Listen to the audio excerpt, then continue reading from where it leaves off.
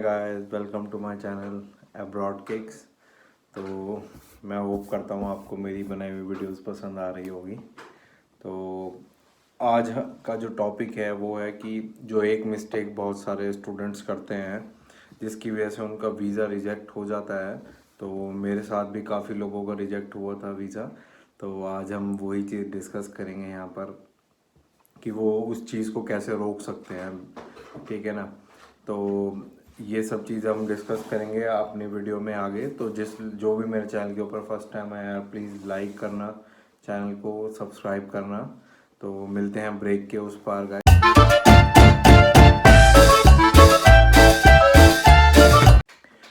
तो आज की जो हमारी वीडियो है गाइस वो है वीज़ा रिजेक्शन की। ठीक है ना। वीज़ा रिजेक्शन क्यों होता है, किस लिए होता है। तो वीज़ा जब भी आप अप्लाई करने जाते हैं तो उसके लिए एक बहुत ही इम्पोर्टेंट डॉक्यूमेंट होता है, वो होता है कैश लेटर। ठीक है ना।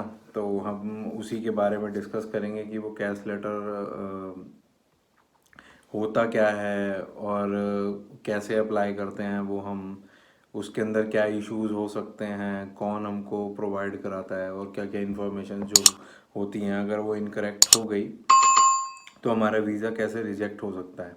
ठीक है ना। तो जो हमारा कैश लेटर होता है वो हमारा होता है स्टडीज़ की एक्सेप्टेंस। ठीक है ना। ये जो लेटर है ये काफ़ी इम्पोर्टेंट हमारा डॉक्यूमेंट होता है जब भी हम किसी भी वीज़ा को अप्लाई करने जाते हैं। तो ये जो अप्लाई का जो प्रोसेस है वो हमारा स्टार्ट होता है लाइक आपके पास किसी भी कॉलेज में आपने अप्लाई किया, वो अप्लाई करने के बाद जब आपको ऑफ़र लेटर रिलीज़ करते हैं।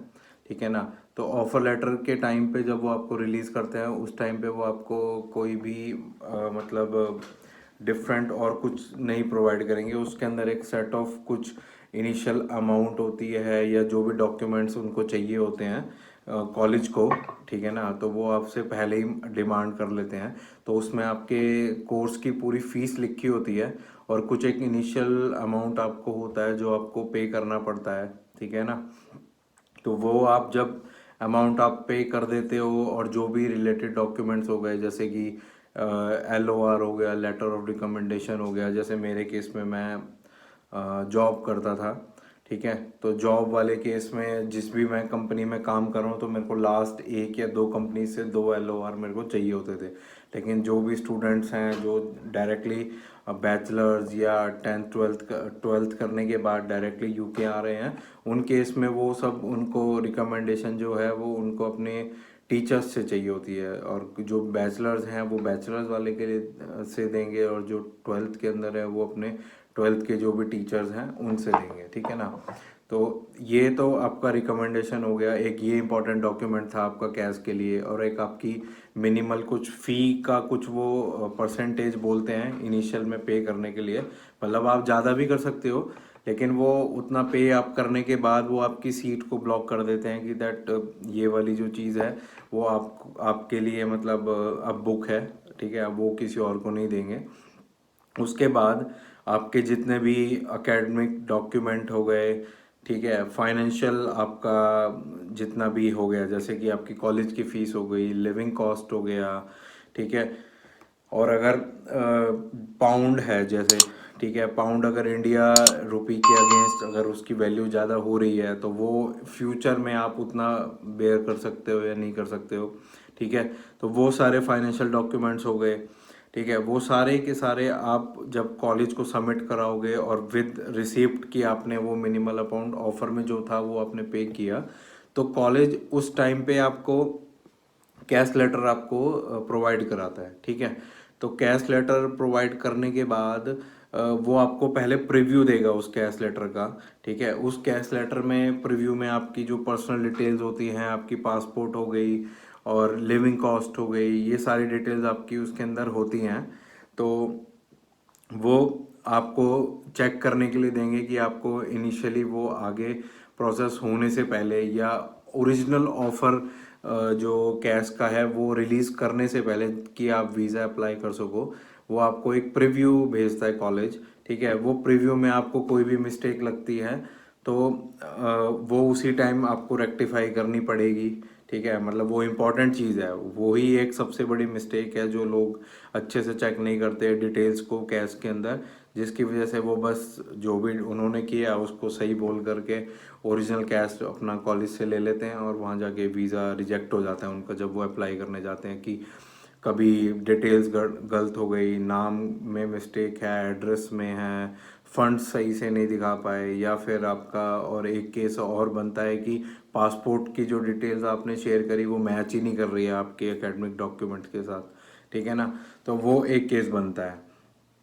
तो ये कैश आपको जब भी मतलब आपका कोर्स स्टार्ट होने से पहले 1 या 2 महीने पहले ही आपको जब कॉलेज आपका पूरा श्योर हो जाता है आपके सारे फाइनेंशियल डॉक्यूमेंट्स एकेडमिक डॉक्यूमेंट देख करके, वो आपको कैश रिलीज कर देते हैं ओरिजिनल, और आपने प्रीव्यू चेक कर लिया, ठीक है।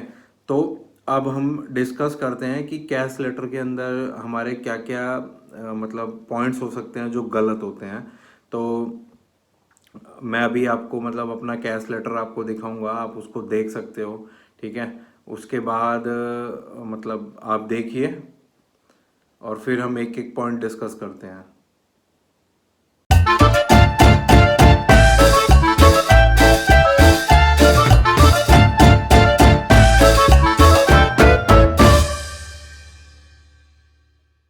हम स्टार्ट करते हैं।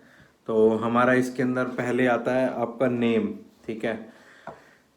तो आपका जो नेम होना चाहिए कैश के अंदर वो एग्जैक्टली वही नेम होना चाहिए जो आपके पासपोर्ट के अंदर है, ठीक है। उसके बाद नेक्स्ट आता है हमारा डेट ऑफ बर्थ, ठीक है। डेट ऑफ बर्थ भी वही सेम होना चाहिए जो पासपोर्ट के अंदर है, मतलब वो सारी डिटेल आपकी पासपोर्ट से मैच होनी चाहिए। ये नहीं कि आप मतलब उसको मैच कर रहे हो अपने वोटर आईडी कार्ड से और जो भी अपना इंडिया में ड्राइविंग लाइसेंस होता है, नहीं, पासपोर्ट से आपके मैच होनी चाहिए। उसके बाद और अगर आपकी मैच नहीं हो रही है नेम, तो आप उसको सेम नेम वाला डॉक्यूमेंट आपको एक एफिडेविट बनवाना पड़ेगा, ठीक है, उससे कराना पड़ेगा। नेक्स्ट आपका आता है प्लेस ऑफ बर्थ, मीन्स आप कहाँ पे मतलब आपका जन्म हुआ है, ठीक है। ये आपके पासपोर्ट के ऊपर लिखा होगा किस जगह पे आपको मतलब जो अलॉट किया गया है पासपोर्ट, वो डिटेल्स आपको उधर मिलेंगी। नेक्स्ट आता है नेशनैलिटी, तो ये भी सारा कुछ, ये सारी जो डिटेल्स होती हैं ये पासपोर्ट के अंदर होती हैं, आपको मिलेंगी। तो नेक्स्ट जो हमारे पास आएगा वो आता है पासपोर्ट नंबर। तो पासपोर्ट नंबर आपको कंफर्म करना पड़ेगा कि आपका जो मतलब उसके अंदर काफ़ी सारे लेटर्स होते हैं वो आपको एग्जैक्टली चेक करना पड़ेगा। पासपोर्ट की एक्सपायरी और स्टार्ट डेट जब भी आपको मतलब उन्होंने प्रोवाइड किया, तो स्टार्ट और एंड डेट उसमें दोनों चीज़ें लिखी होती हैं, वो आपको अच्छे से चेक करनी है। तो नेक्स्ट जो डिटेल आती है वो हमारी आती है कोर्स डिटेल, ठीक है, कि किस कॉलेज में मास्टर्स लेवल, वहाँ पे लेवल चेक किया जाता है, तो वो मास्टर्स है और लेवल के अगेंस्ट एक क्वालिफिकेशन लेवल होता है, वो आपको अपना चेक करना पड़ेगा कि वो सही है या नहीं। कोर्स की स्टार्ट और एंड डेट आपको बताना पड़ेगा उनको, ठीक है, कि वो सही है या नहीं है, ठीक है। तो ये होने के बाद नेक्स्ट डेट आती है फाइनेंशियल डॉक्यूमेंट, जो भी आपने बैंक से बनवाए या कुछ भी लेटर हेड के ऊपर जो बनवाया वो लास्ट जो 30 डेज पुराने होने चाहिए, उससे ज़्यादा पुराने होंगे तो आपको दोबारा बनवाना पड़ेगा। तो वो सारा कुछ आपको डिटेल्स उसमें चेक करना है कि जो आपने डिस्क्लोज किया है उनको फाइनेंशियल डॉक्यूमेंट से, वो उधर सही है या नहीं है, ठीक है।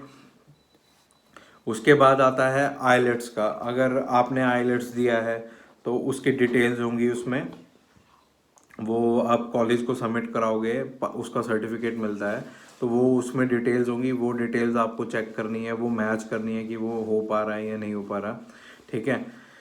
उसके बाद नेक्स्ट आती है कि होम कंट्री, किस कंट्री से आपने अप्लाई किया है, जो आपका कैश लेटर है वो किस कंपनी से आपने मतलब कंट्री से आपने अप्लाई किया है, ये उधर आपका आता है, ठीक है। उसके बाद इसके अंदर जो डिटेल्स आएंगी जो बहुत ही ज़्यादा इम्पोर्टेंट है कैश के प्री कैश के बाद, जब आपके पास जो कॉलेज वाले बताएंगे आपको कि आपका इसके अंदर होता है टोटल कोर्स की फ़ी, और ऑफर में जितना लिखा था आपने कितनी पे करी है वो इधर होना चाहिए अपडेट, ठीक है। उसके बाद आपका कॉलेज का एड्रेस, आपका कॉन्टैक्ट नंबर और एक एक आपका लोकेशन होती है, इसके अंदर एक ऑल्टरनेटिव कलेक्शन लोकेशन कोड होता है जहाँ पर आपका बीआरपी आता है। जब आप वीज़ा अप्लाई करते हो और आपका सक्सेसफुली वीज़ा लग जाता है तो आप कहाँ पे करते हो, कैसे उसको उठाओगे, ठीक है। उसके बाद एक अदर एविडेंस करके भी इसके अंदर होता है। वो अदर एविडेंस आपका बेसिकली क्या होता है कि आपने क्या क्या अदर डॉक्यूमेंट्स मतलब उनको प्रूव करने के लिए दिए हुए हैं। तो वो अदर डॉक्यूमेंट्स में जैसे कि आपको स्कॉलरशिप मिली है, स्कॉलरशिप आप बताओगे, ठीक है, वो आपने डिस्क्लोज करी होगी कि कॉलेज की तरफ से मेरे को स्कॉलरशिप। तो ये सारी डिटेल्स आपकी मतलब एक तरह से समझ लो फाइनेंशियल हो गई, आपकी पर्सनल डिटेल्स हो गई, कॉलेज से रिलेटेड, कोर्स से रिलेटेड, और लेवल जो हो गया, और फ़ी जितना स्ट्रक्चर है वो सारा आपको इसमें एक एक पॉइंट आपको चेक करना पड़ेगा। और ये अगर आपने सही से चेक नहीं किया और अगर आप वीज़ा अप्लाई करने गए, आपका वीज़ा हो जाएगा रिजेक्ट, ठीक है ना। तो इस चीज़ को बिल्कुल भी मतलब मजाक में और इजी लेने की ज़रूरत नहीं है, और ये आपको पूरे का पूरा लेना पड़ेगा, ठीक है। तो गाइज आज के लिए इतना ही। तो जिसको भी मेरी ये वीडियो पसंद आई हो, प्लीज़ प्लीज़ लाइक करें, सब्सक्राइब करें चैनल को, और प्लीज़ शो योर सपोर्ट यार। मिलते हैं अगली वीडियो के लिए। Okay, bye bye, take care.